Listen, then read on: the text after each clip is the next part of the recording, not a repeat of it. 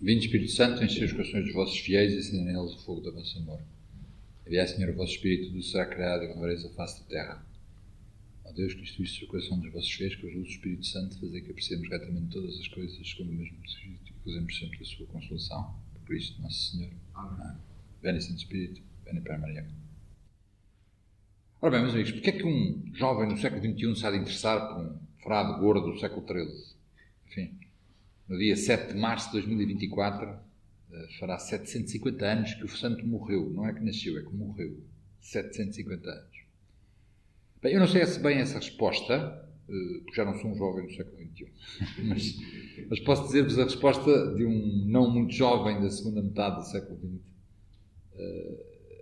e explicar-vos como é que eu encontrei e achei essa atualidade de São Tomás de Aquino, que é o tema que me entregaram. Eu encontrei São Tomás de Aquino no dia 25 de novembro de 1994. Tinha eu 36 anos e é claro que já sabia quem era São Tomás, eu tinha ouvido falar dele, mas esse encontro deu-se na livraria Bucols, uma livraria que ainda hoje existe, quando eu comprei a Suma Teológica. Lembro-me desse dia e todos os anos celebro esse dia porque de facto foi um dia que mudou a minha vida. O livro é uma estupidez comprar. Era um livro com mais de 4.000 páginas, em 4 volumes gigantescos, não dava jeito nenhum para ler. Eu sou economista, não sou teólogo, enfim, o que é que eu vi de gastar o meu dinheiro e o meu tempo com aquele livro? Bem, o que é facto é que 2 dias ou um dia depois comecei a ler o livro e fiquei fascinado e li os 4 livros seguidos em 3 anos e tal, um bocadinho mais de 3 anos.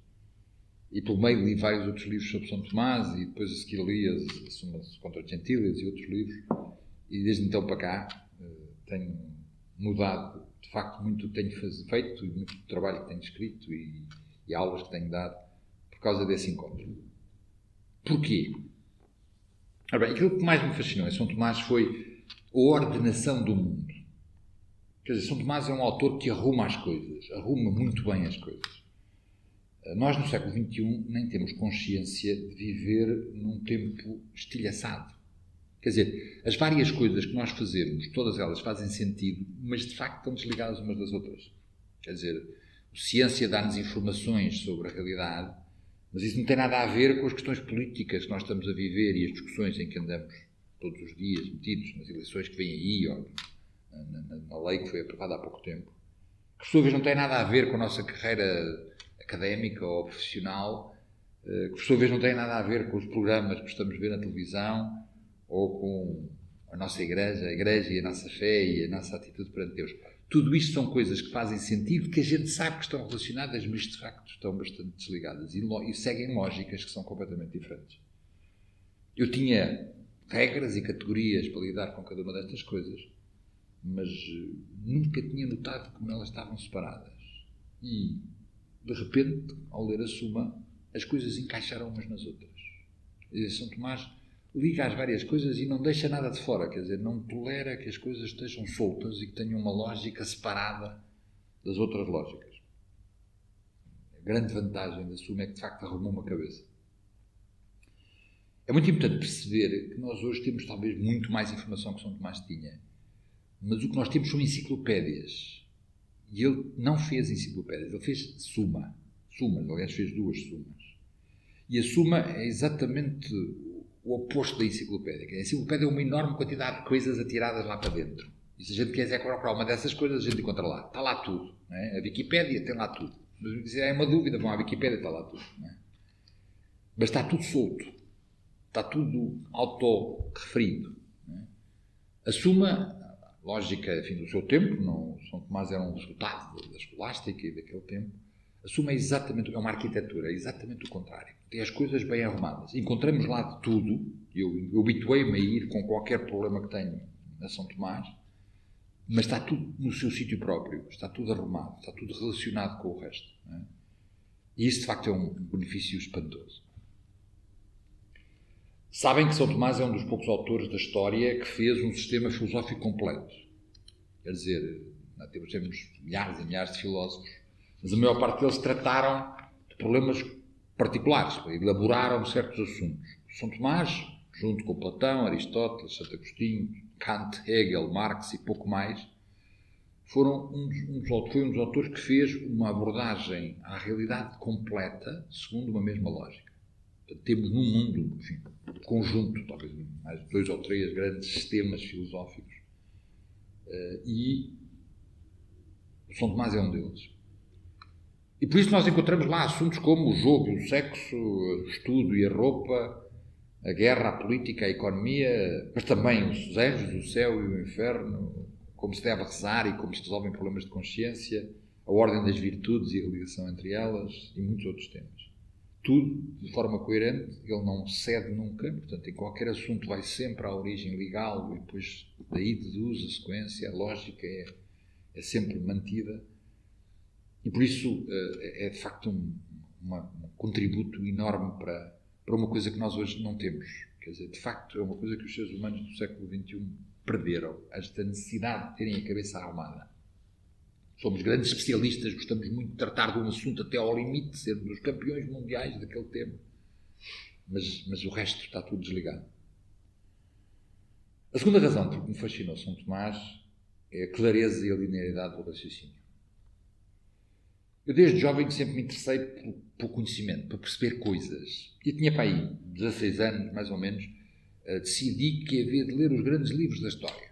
Quais eram exatamente os grandes livros da história? Não sabia, e portanto comecei ali à procura, esbracejei sozinho, enfim, fiz uma data de disparates nesse esforço. Mas o meu problema é que não sou muito esperto, nunca fui muito esperto, e portanto, a maior parte desses livros, ou não os consegui entender, ou lia aquilo tudo e depois no final ficava cá nada, literalmente nada. Portanto, fiz muito esforço, muita leitura e muitas coisas e depois perdi a quase tudo. São Tomás é de uma clareza cristalina. Ao contrário de todos os outros filósofos, eu andei a namorar vários, São Tomás percebe-se tudo.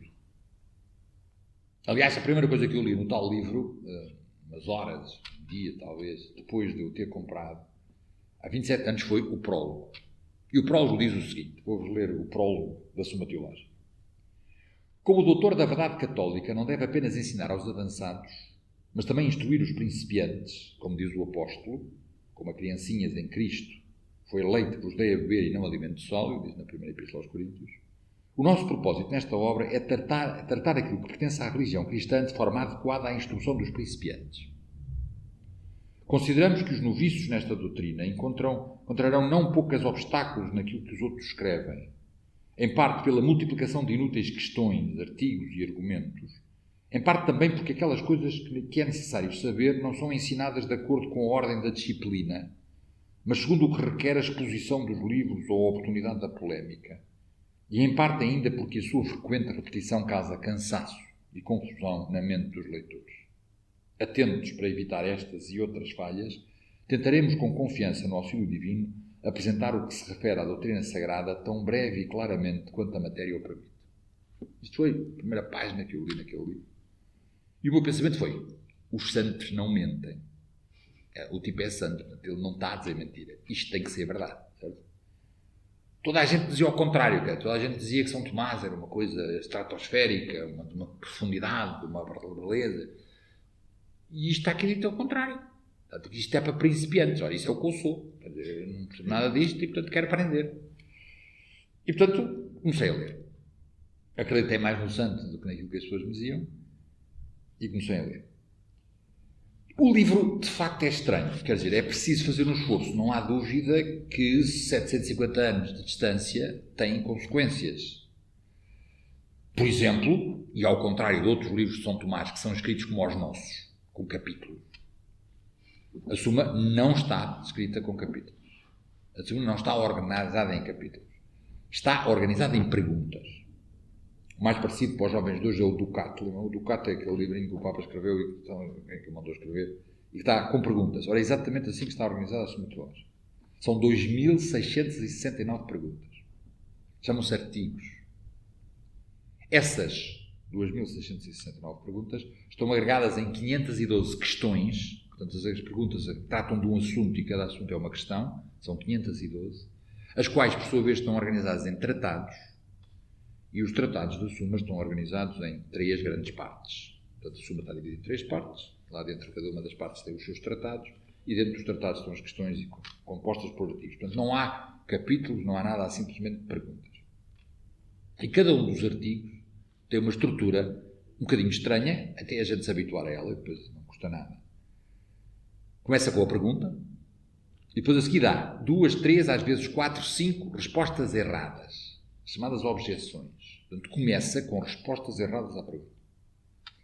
Depois cita uma autoridade, normalmente a Bíblia, Aristóteles, afim a algum padre da Igreja, a autoridade que diz, pelo contrário, é o sede contra, pelo contrário, esta pessoa disse isto.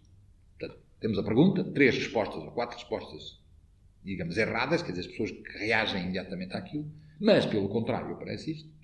E depois vem a resposta, o chamado corpo do artigo, que é a resposta de São Tomás. E que normalmente vai ao fundo das questões, ou seja, que até concorda com algumas coisas que disseram as objeções, mas também do outro lado, as coisas são mais complicadas, divide, analisa a questão. E depois termina com as respostas às objeções. Portanto, cada uma das objeções tem, consequentemente, umas respostas. Deixem-me dizer-vos que, ao fim de pouco tempo, eu já estava a fazer uma jogada, um jogo com São Tomás, que era, lia a pergunta e tentava responder. Acho que sim. E depois era não. Pimba, acontecia qualquer coisa. Ou não, e depois era sim. Isso aconteceu várias vezes. Até que depois, como aconteceu várias vezes, comecei a achar graça e comecei a fazer muitas vezes. E de facto aquilo dava, quer dizer, parecia-me evidente. Claro que isto é assim. Não, como é que é não? E depois começava com mais interesse. Às vezes era um jogo que eu fazia com ele. Bem, a terceira razão porque São Tomás me fascinou é, obviamente, e é mais importante, é a fidelidade a Jesus Cristo. Quer dizer, no meio deste mundo confuso e contraditório, São Tomás, eu estava seguro que não tinha que me assustar, não tinha que ter cuidado, como acontecia com os outros autores, porque ali tinha a fidelidade à doutrina mais pura. Como sabem, a Igreja Católica, desde o princípio, desde o tempo dos apóstolos, dialogou muito com o conhecimento, com a filosofia, com a ciência, primeiro com os gregos, depois com os outros. E, portanto, nós temos uma elaboração da nossa doutrina de uma forma que a maior parte das outras religiões não tem. A maior parte das outras religiões tem os seus dogmas e pronto. A Igreja sempre tentou respeitar as opiniões dos outros, com esta ideia de que a razão criada por Deus tem que ter as suas lógicas e isto não pode estar oposto à fé que foi revelada por Deus e, portanto, tem que haver aqui uma relação, um diálogo entre a fé e a razão. No entanto, e apesar deste primeiro ponto ser verdadeiro, o segundo ponto é que a Igreja nunca teve o seu sistema filosófico. Não há um sistema filosófico católico ou cristão. Há vários sistemas filosóficos que conseguem ser elaborados à volta da doutrina da Igreja. São compatíveis com a doutrina da Igreja. Já há muitas filosofias que podem ser relacionadas com a fé cristã. Mas o sistema de São Tomás é um dos mais usados e mais citados na história da Igreja. E, dos muitos argumentos que eu podia invocar, cito-vos apenas, em 1998, o Papa João Paulo II publicou a carta encíclica Fides Ratio, onde diz, no número 43, São Tomás foi sempre proposto pela Igreja como mestre de pensamento e modelo quanto ao reto modo de fazer teologia. Portanto, de facto, a influência, ao final, temos os papas ao longo dos séculos a dizer que a formação dos sacerdotes, que o ensinamento dos cristãos devia estar muito baseado em São Tomás. Temos alguns papas completamente fanáticos de São Tomás e vários outros pensadores que não papas a dizerem o mesmo. Mas esta é uma formação recente e, se formos ao Papa Francisco, ele tem a mania de citar São Tomás. Eu fiz as contas, os vários documentos têm uma média de 5 citações de São Tomás por documento, em média. Enfim, de longe a maior é a Maris Letícia, que cita São Tomás 17 vezes, mas tem pelo menos 5. Enfim, a Fratelli Tutti, a mais recente, a encíclica, a 2020, cita 4 vezes São Tomás. Isto são as citações explícitas, porque há uma enorme quantidade de citações implícitas, quer dizer, coisas que a gente sabe que vêm de São Tomás, mas que não estão referidas a São Tomás. E, portanto, tem, de facto, uma influência muito grande na Igreja contemporânea. Não é preciso ir ao fim. A citação mais frequente é dizer que no Concílio de Trento, no momento em que a Igreja estava a ser, enfim, num combate terrível com a Reforma, no Concílio de Trento os padres quiseram em cima do altar a Bíblia e a Suma Teológica e os ensinamentos dos outros papas. Portanto, havia os cartazes dos papas, havia a Bíblia e havia a Suma Teológica. Portanto, foi aí que eles, para tirar dúvidas, iam lá. Assim. Este é um dos momentos mais influentes da presença de São Tomás. Mas não é preciso ir ao Concílio de Trento, quer dizer, falar do Papa Francisco, encontramos-lo no último encíclica 4 vezes. É verdade que o sistema de São Tomás não tem a beleza literária, a elevação de estilo de São Paulo, São João, Santo Agostinho, por exemplo, São João Crisóstomo, São Bernardo. Quer dizer, nós temos grandes autores da história da Igreja que são maravilhas. Ler aquilo é uma beleza, uma elevação extraordinária. São Tomás é muito mais seco, muito mais ordenado, muito mais arrumado. Mas tem duas grandes vantagens relativamente a esses outros autores. A primeira é que tem lá tudo arrumado, como eu disse, a estrutura, a arquitetura. São Tomás é um arquiteto, quer dizer, está tudo no seu sítio próprio e cada uma das coisas encaixa e a gente percebe a relação com as outras. A maior parte dos outros temas, por exemplo, Santo Agostinho, que é um homem que escreveu quase tanto como São Tomás, talvez mais, não vou fazer a comparação em termos de páginas, mas Santo Agostinho trata os assuntos à medida que lhe apareceram os problemas, não foi esta arrumação que São Tomás tinha. Esta é a primeira vantagem. A segunda vantagem é que encontramos esses autores todos em São Tomás. Quer dizer, eu fui ler Santo Agostinho através de São Tomás, porque ele está permanentemente a citar Santo Agostinho, e São Bernardo, e São Paulo, e São João. Quer dizer, a gente encontra esses autores ao ler a sua teológica, e eu habituei-me a isso. Já fui criticado uma vez, aliás, por citar Santo Agostinho na página da Suma, por um fanático de Santo Agostinho. Mas desculpe, eu não fui ler lá o Santo Agostinho, li através de São Tomás, cheguei lá. E quem diz São Tomás diz, por exemplo, também Aristóteles, Platão, Cícero, uma data de outros pensadores. Eu, por exemplo, devo confessar, não sei se vou fazer confissões, mas eu tentei várias vezes ler a Ética Nicómaca de Aristóteles sem qualquer sucesso, não conseguia passar para aí da 4ª ou 5ª página, aquilo era muito complicado. Mas li os comentários de São Tomás à Ética Nicómaca, que é a ética completa, com os comentários dele. Ele pega um trecho da Ética e cita e comenta, e depois era o que ele dava nas aulas, são aliás, anotações das suas aulas, e finalmente consegui perceber a Ética Nicómaca até ao fim. Até Aristóteles consegui perceber através de São Tomás. Portanto, hoje nós temos muitas discussões na Igreja, sempre tivemos. Uma das maiores discussões que nós temos na Igreja hoje em dia é na economia, que é a minha área, dentro das questões económicas. E por isso ir a São Tomás encontrar as origens é muito importante, é central. Quer dizer, deixa-me dizer-vos que isto de facto mudou a minha vida neste sentido, em termos profissionais. Há 26 anos, acho eu, mais ou menos, eu conhecia São Tomás há 10, há 26 anos, faltava o professor de Ética Económica lá na Universidade, Ética Empresarial, não havia ninguém para dar a cadeira, e eu disse, eu de Ética só conheço São Tomás, mas pronto, sei de Economia, sei de São Tomás, isto há de ser qualquer coisa. E comecei a dar a cadeira de Ética e fundei o Centro de Ética da Católica à volta disso. Depois, mais tarde, passei a cadeira a outros e começou a haver falta de professor de Doutrina Social da Igreja. E aí, bem, a Doutrina Social da Igreja não é preciso ir a São Tomás, porque temos o compêndio, temos os documentos recentes, e quando comecei a estudar a Doutrina Social da Igreja, reparei que aquilo era tudo baseado no São Tomás, estava lá tudo, nasceu de São Tomás, e até tive um passo para ser mais rápido, mesmo na cadeira de doutrina. Portanto, várias parte do meu trabalho, hoje, enfim, quase que dou mais aulas dessas áreas de Ética e de Doutrina Social da Igreja do que de Economia, têm diretamente a ver com este encontro que aconteceu no tal 25 de novembro de 1954. Falta só dizer uma última coisa que me fascinou em São Tomás, é que ele é um santo. Quer dizer, não é só um doutor, não é só um especialista para nos ajudar, é um santo. E o que é que isso quer dizer?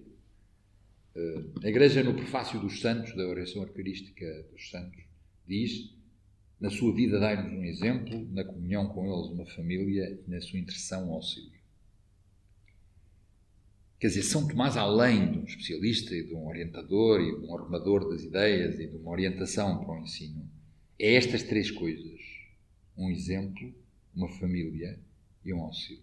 Portanto, uma companhia todos os dias e um auxílio. Habituei-me a viver com São Tomás. Lá em casa os meus filhos habituaram-se a chamar o tio Tomás, então lá em casa chamam o tio Tomás.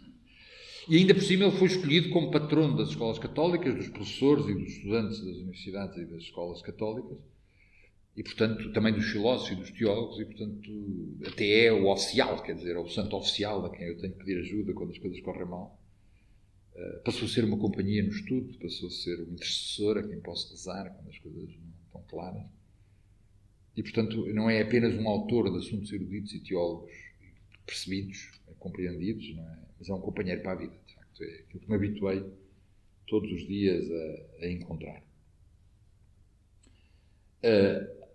Mais tarde encontrei muitas coisas sobre São Tomás, em particular as suas biografias, escritas pouco depois dele morrer, para o processo de canonização, e, portanto, São Tomás tem uma enorme quantidade de histórias divertidíssimas, muito interessantes, que vale a pena conhecer. Das muitas histórias, gostava de contar-vos uma, que mostra uma faceta, enfim, não é das mais conhecidas dele, mas é uma faceta muito interessante. E vou ler diretamente da biografia, escrita em 1323 por um discípulo, Guilherme de Tocco.